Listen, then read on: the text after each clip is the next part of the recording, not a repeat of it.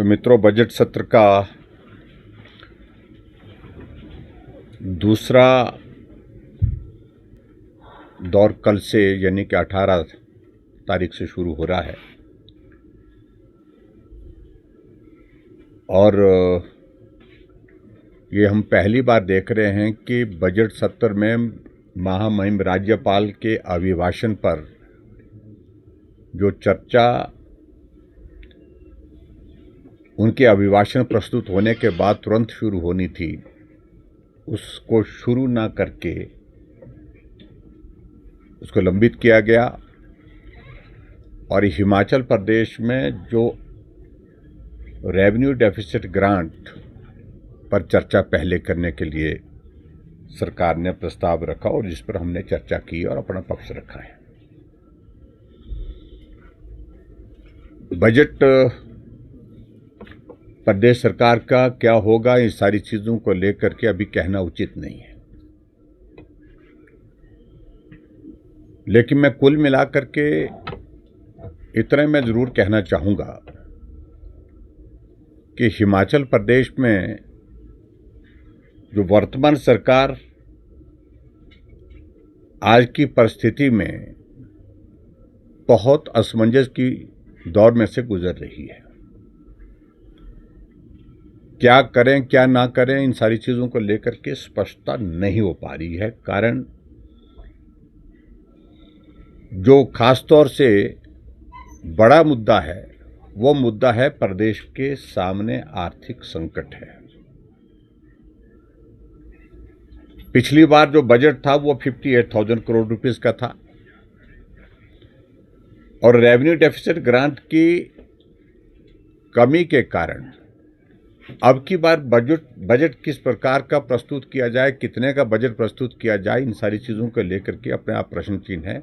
लेकिन मैं उन सारी चीज़ों को लेकर के यही कहूँगा, वो अभी बाद में आएंगी बातें।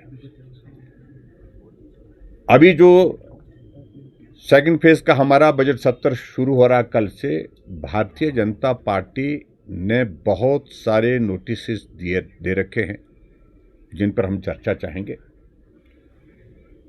चाहे वो कानून व्यवस्था की बात है, चाहे वो भ्रष्टाचार की बात है, चाहे वो प्रदेश की आर्थिक स्थिति की बात है, चाहे वो हिमाचल प्रदेश में विकास कार्य पर पूर्ण विराम लगा है उसकी बात है, और चाहे हिमाचल प्रदेश में जो वर्तमान सरकार का 3.5 साल का कार्यकाल बीतने के बाद चौथा जो बजट आ रहा है, इसके बाद एक ही बजट रहेगा सरकार के पास।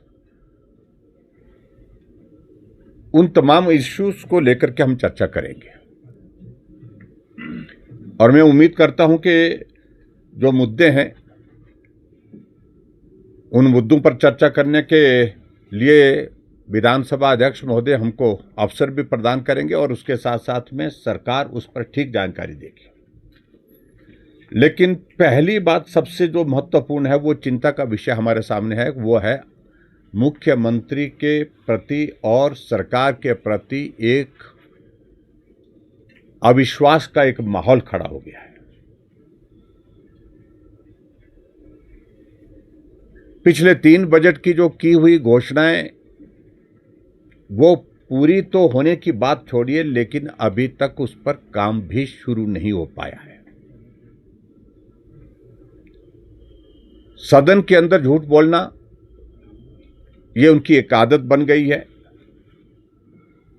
और निश्चित रूप से जिस प्रकार से मुख्यमंत्री का बार बार झूठ बोलना वो एक तरह का सदन की मर्यादा का भी विषय है, प्रिविलेज का भी विषय है। हम एग्जामिन कर रहे हैं नियम के अनुसार उसमें क्या किया जा सकता है। एक नहीं अनेकों इस प्रकार की अनाउंसमेंट्स हाउस के अंदर की हुई, लेकिन उसके बावजूद भी पूरी नहीं हुई। इसलिए मैं कुल मिलाकर के सिर्फ इतना ही कहना चाहता हूं कि अब की बार ये बजट सत्र बहुत कठिनाई के दौर में से सत्ता पक्ष के लिए रहेगा, क्योंकि हर बात का जवाब जो पूछा जाएगा जवाब देने की परिस्थिति नहीं बन पा रही है उनकी। और ये आप मान करके चलिए, जवाब उनके पास है भी नहीं। अवैध कट्टान हिमाचल प्रदेश में बहुत बड़ा मुद्दा आज की तारीख में बना पड़ा हुआ है। चाहे वो मंडी जिला के अंतर्गत धर्मपुर का विषय है, चाहे वो मंडी जिला के अलावा सिरमौर जिला का विषय है, और इसके अतिरिक्त और भी बहुत जगह इस प्रकार की घटनाएं हुई हैं अवैध कटान की। 118 पर खुलेआम बहुत बड़ा गिरोह जो है वो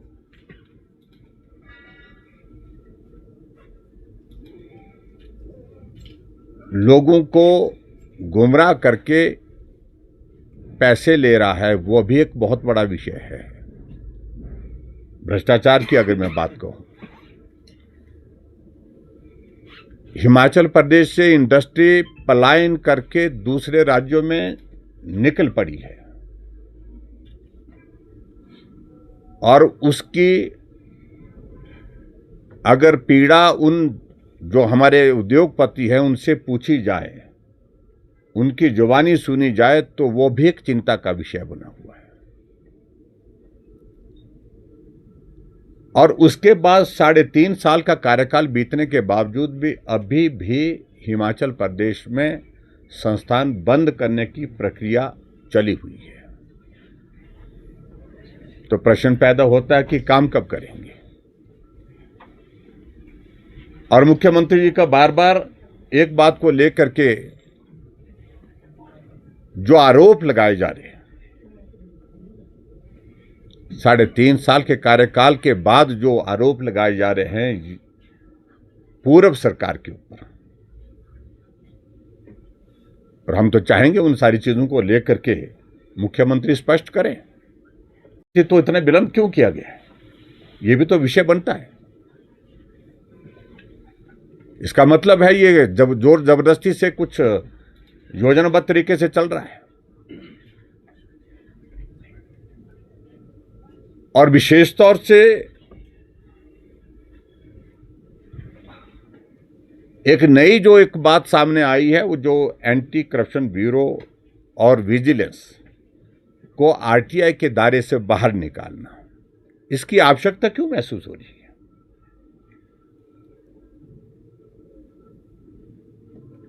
क्या छुपाना चाह रहे हैं?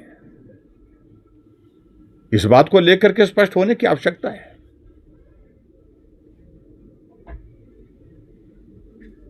और आर्टिकल 24 के अंतर्गत जो है वो आप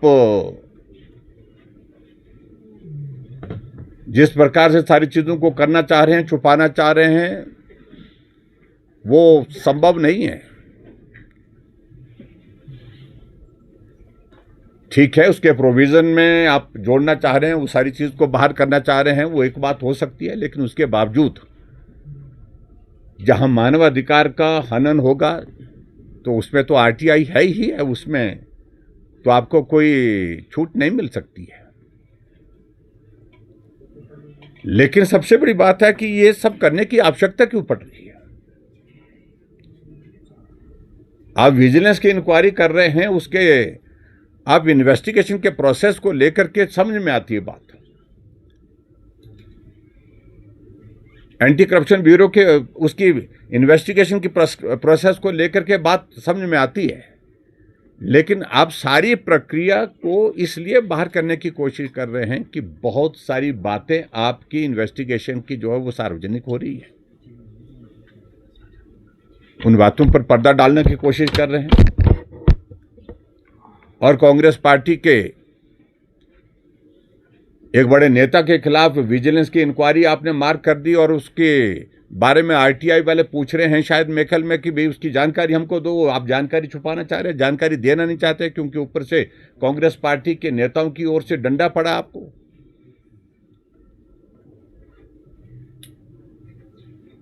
इसलिए काम करने के तौर तरीके पर बहुत गंभीर प्रश्न खड़े हुए हैं।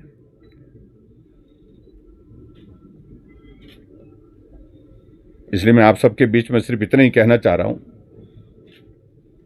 क्योंकि बहुत सारी बातों का जिक्र करना अभी उचित नहीं है, क्योंकि कल से राज्यपाल महोदय जी के अभिभाषण पर चर्चा होगी, उस पर हम बोलेंगे, और उसके बाद बजट होगा, बजट पर बोलेंगे, उसके बाद जो हमारे जो नोटिस होंगे उन नोटिस पर हम बात करेंगे। लेकिन कुल मिलाकर के हिमाचल प्रदेश की सरकार आखिरकार ऐसे दहशत के माहौल में क्यों है कि आनन फानन में ऐसे कदम उठा रही है जो आज से पहले उठाने की आवश्यकता नहीं पड़ी थी।